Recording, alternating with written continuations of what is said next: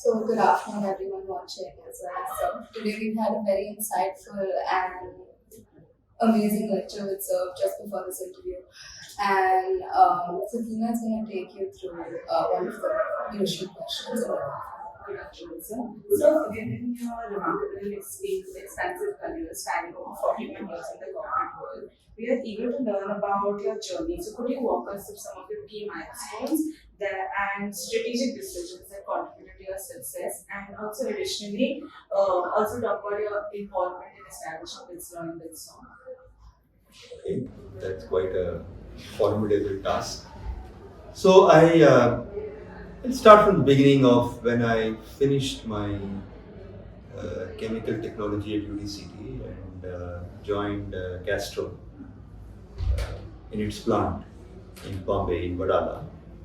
And there as a production executive, quality control executive for just under a year. And then joined IM Ahmedabad. And after that, came back and joined Castrol in marketing.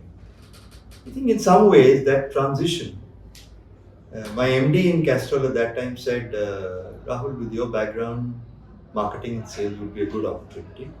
You understand the product, you will be able to explain to customers about the product, and also give you a good set of experiences as you move across various geographies in India. I think that was a very, very significant piece of advice for me. And I joined Castrol, I worked in Bombay, I worked in Kolkata, I worked in Chennai, and I worked in Delhi, in various parts of Castrol. And very fortunate that I had not only roles in customer facing, but also roles in operations and supply chain, which gave me a very good insight and overview of how an organization works. Because I got exposed to all aspects of an organization. And then got an opportunity in '96 after working for almost 13 years to head marketing and sales for Ford Motor Company when they came to India. I think that move was, Ford was among the world's top 3 or 4 companies at that time in size and brand and being an automobile man myself, my father worked for Bombay, I worked for Castrol. So like cars and trucks and all were part of life. And one of the things I really love even today is the smell of exhaust, pollution notwithstanding. And Ford entry into India from a marketing and sales perspective was phenomenal. Because the amount of market research which was done, the manner in which Ford wanted to get global best practices, dealerships, types of dealerships to be established, looking at buying behavior in India. And still remember one of the things that Ford brought into India, maybe simple, but it really brought different way of thinking, was a form and a concept used for customer complaint management, which Ford had perfected. And I continued that even many years after I left Ford. I used the format to help me in other businesses. It was fantastic, engaging with a company of that size and looking at this sort of investments. For me, earlier a few crores was all that I could do, and here we were talking of multiple hundred crores. How do you make decisions of that nature? How do you look at quality of an automobile when it leaves the plant? Simple things like you don't have buttons on the people who work in the manufacturing unit. The buttons are covered with a cotton strip to prevent any scratch when you bend over the car. Uh, I moved to an HR consulting firm for a brief while, Hewitt Associates, in Egypt. Again, back into the automobile industry, into a company manufacturing and marketing carbon black, dealing with the world's largest tire companies. The next 21 years, out of which 14 with carbon black, half of it in Egypt and the other half in India, I had tremendously satisfying experience of working in the B2B space with companies which were significantly larger than us. And yet we did as the companies themselves told us, contribute significant value to their businesses as they grew across the world, growing in size as well as in better quality products. I learned a lot in those 14 years on sustainability, how critical sustainability is for companies. Learning about how do global giants operate. Some of these tire companies whose names everybody knows, multiple operations across the continents, manufacturing locations across the continent, marketing offices across the continent. How do you create synergy? How do you ensure that all the parts of your organization are in sync? Great learning for me, a matrix organization working. Many of these companies have very complex matrix structures, but they still deliver and work so effectively and efficiently. And then I had a really wonderful stint working as Chief Executive Officer of Indogal Fertilizers, a urea manufacturing company, where in some ways I took that role because my love of traveling in rural parts of India has always been there. And this job provided me with the opportunity of traveling from Bathinda at one side to Burdwan on the other side, all the geographies between these two cities, uh, villages, small towns, large towns, various types of people, agri systems, sort of work that these people do to deliver food to our tables. Very humbling. Uh, Again, I learned a lot about different cultures because each of these states is different. And then when I was retiring, I had this opportunity to work in Mr. Birla's office to look at opportunities in higher education. And after many meetings with Mr. Birla and his team, we finally decided that we would set up a business school. I was given the privilege, honor. I never thought that when I was leaving IIM Ahmedabad in 1983, that I will get an opportunity to set up a school of management. And we worked. It was COVID. We had those challenges.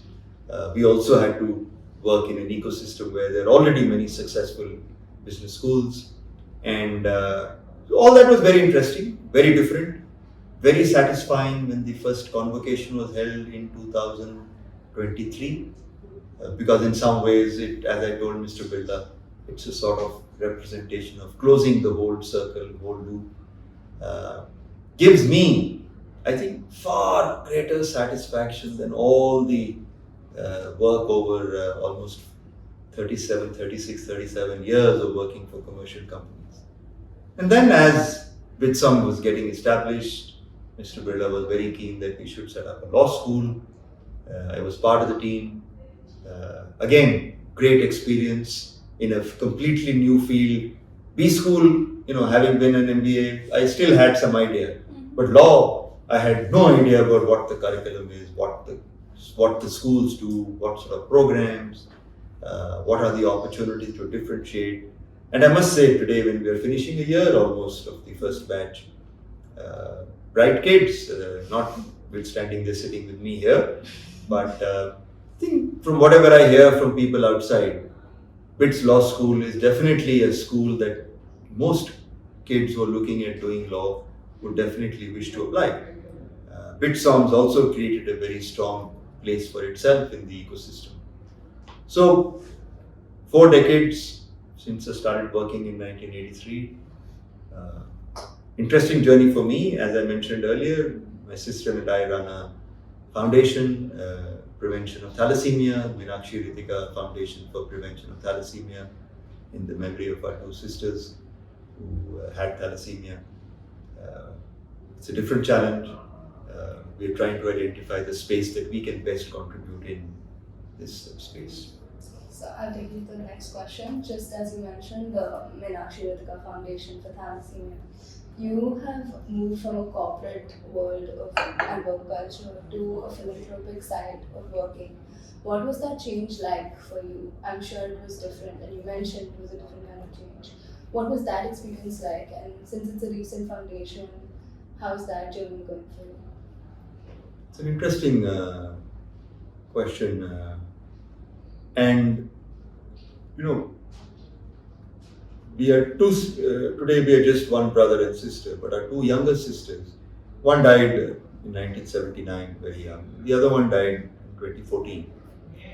And when she died, we thought that having experienced and lived through the travails of a family with children who have thalassemia, we should do something, uh, very crudely put. And we then chanced upon another foundation at that time called Think. And our family, over the next, I think 2015, 16, and 17, maybe, and 18, we worked with Think Foundation, raising money through the Mumbai Marathon. We didn't run, obviously. We just walked 6 kilometers, the dream run. And we raised some money, a good bit of money, which has helped quite a few children who come from families who cannot afford the financial wherewithal. Then my sister and I always thought that if here are people running Think Foundation who have no relationship to thalassemia, then we who have had two sisters with thalassemia, it would be, I don't know what exact word to use, but not the right thing to do. We should take up this aspect of prevention of thalassemia. The good thing is that the incidence of thalassemia in India is very low. The, so to say, flip side of that is that awareness is very low. And one of the things for preventing thalassemia is if folks are going to have kids, they should test. Because two people who are carriers, there is a 25% probability that their child will have thalassemia major, which is a lifelong blood transfusion and other such issues related. Costs about 2 lakh rupees a year. There are many children in India who can't afford that sort of money. So if we can prevent it, can reduce the number of children who are born like this. So creating awareness about something which exists in such a small number is a challenge. And we are seeing how we can address this. One of the ways we've thought we should do it is through gynecologists. That when ladies come to them for testing, advice, even before they're pregnant, maybe they should get themselves tested for thalassemia. And if they are carriers, then their husbands to be, spouses to be should also test. And then take a call on how they would have children, whether they have children, don't have children, etc. But at least they are aware. Not easy. So we are restricting ourselves to Mumbai right now because it is really two of us. We are not looking at raising any funds because our sister who died in 2014 left behind some money which we are using as a corpus. We have our own money, so we don't intend going out for any donations. Yes, it's like a startup, and we are seeing how we can really get ourselves moving faster than we are today. Take time, but we are confident that we are on the right path. So, sir, my next question to you is you said that you've been in the automobile industry for a fairly long amount of time. So, in a marketing management course, we learned that there are different type of people and environments that exist. So, can you elaborate more on how these kind of environments have evolved over time in your experience when you spearheaded the global deals for carbon black? What would you mean by environments in terms of So, organization structures? Or? yeah, the organization. Okay. Well, when I started working in 1983, the organization was still pretty hierarchical. And I would say silo driven. So, decision making was not as quick as should be. I was fortunate. Castrol was changing. Castrol was growing. Castrol was hiring many more people, and it was a wonderful experience as we grew from being a small company to significant force in the lubricant industry at that time. We had very, very enlightened managers who created some very, very good structures of cutting across regional offices and getting people together. I still remember the first get together we had of all the marketing people of Castrol, and it was the first time many of us were actually meeting and putting name to some of the faces. But what that helped was subsequently, if there was an issue, you could pick up the phone and call the guy across the region and say, listen, yaar, I need your help. What today might sound, oh, it's not a big deal, pick up your mobile, call the other guy. Those days, it was not like that. Moving to Ford was really a great learning experience because of the sheer complexity of manufacturing an automobile in a global company, designing, putting together the teams, putting together the manufacturing location, marketing, what product works where, what service is required where. We had people from all over the world in Ford working with us, learning from them, some of them new to Ford, some of them with 30 years experience in Ford. How just because something worked in a particular country, trying it in India, not working, okay, tweak it. Let's go and do something different. It was a great learning. Some of the new things that we brought in dealership identification, equipment that we used for servicing and maintaining vehicles, all that was path breaking in India. And many other companies who came into India recognized Ford for its great work done. And then moving to a consulting firm, much younger folks, no hierarchy, everybody, yeah, okay, I need help. Person is sitting in Sydney, okay, send an email, get a response. Sydney person knows that one day they will need help from somebody. So there was a lot of what I might call understanding that we are helping each other and everyone's an internal customer. This concept was not very easily understood at one time, but in a consulting firm, younger lot, where the consulting firm environment was what today might be termed cool. And then to join the Aditya Birla Group in Carbon Black, again across the world, work for some outstanding people. But I think, as you say, organization structures changed. I've seen the evolution, the Aditya Birla Group itself, where from India focused to then 60% of our business coming from outside the country. We're sitting in a meeting of leadership, and there are about 20 of us, and there are 15 nationalities, languages. What makes that person tick? How do you work with that person across geographies? Because you have to work together to deliver to global customers. Customers are also changing. They're also experimenting with new structures, new ways of working. B2B, which at one time seemed so easy, was obviously more complex because as decentralization happened, decision making had to happen at the level where it needed to happen. So I saw myself, there were challenges obviously, but it was good to reflect sometimes on when I started working in 1983 and where I was in 2023. So my last question to you, I know you've just started interacting with IPL youth through BITSlaw and establishment of BITSoM. What's one thing about Gen Z and the new generation and a message you'd want to give to us and all our peers? Well, I'm fortunate that my daughter is about 25, so all through the time that she's been growing up, she's ensured that my rough edges are knocked off. BITS law students are different from BITSoM students because they're already graduates. What amazed me when I interviewed some of you last year, the confidence with which most of you spoke.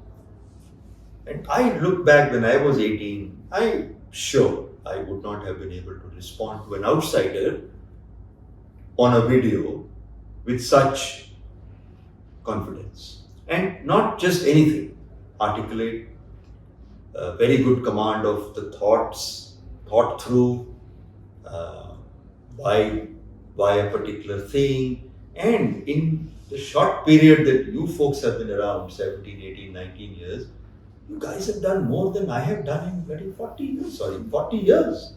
So, focus, great admiration. I read a lot about, this social media thing and all that. And the way I look at it is, it's not new. I mean, when I was younger and my grandparents' generation would look at us, we would join companies. Of course, there were rough edges. But if you had good managers who understood that there is going to be a difference, and the difference is not good or bad, it's just a difference. And how do you channelize and how do you enhance and get the best out of the people who are working with you? Same with, I think, you folks. I really don't have any message except I think you guys will set as the founding batch of BITSoM. Same message to the BITSoM founding batch. You guys will plant the flag, and it will be you guys who will take this flag to wherever it can. As I say, you are alumni from the day you join, not from the day you leave. I strongly feel that if you start thinking, oh, I'm an alumni. That's my message. So for that positive message, and of course you have put it. So your journey and your perspectives have been truly inspiring, and thank you for the time and the discussion. No, I thank Thank you you so folks. much. Thank you very much. All the best.